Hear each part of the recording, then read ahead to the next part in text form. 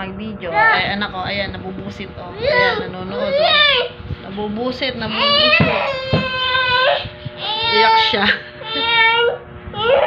Oh, hindi na. Sige na. Gusto niya, dire-diretso ang pinanonood. Opo. Gusto, ganyan din ba yung mga anak niyo, guys? Ganyan din ba? Gusto dire-diretso pinanonood.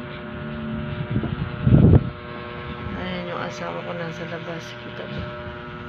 Tabi asawa ko. Ay, damit pala yung nakikita. Damit pala yung nakikita. So, ayun. Ayan, pak na naman ang kilay ko. Wala lang. Gusto ko lang video.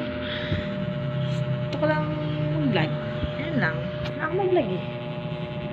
Dapat kahapon, nag-vlog ako tungkol sa nag-swimming kami. Eh, hindi na ako nakapag-vlog. Kasi nga, pagdating namin doon,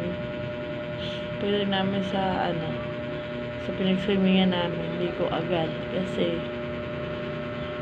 syempre, malamig. Hapon na kami doon, ipapalamig na. So, wala, enjoy namin. Hindi na ako nag-video. So, ayun, ano ba yung nasa likod? Ang creepy naman. Ayun, suklay pala, tsaka ano lang siya, bag. Ayun, suklay tsaka bag. Pero mukha siyang taong maliit, nakakatakot, diba? Ang creepy. So, ayun lang guys. Nag-video lang ako para lang mayroon akong sa YouTube channel ko. Diba? Kilay ko, pantay naman, diba? Diba? Guhit-guhit lang yan. Pak na pak ang kilay. O, Pasupport naman ako, guys. Anak ko. Hi guys.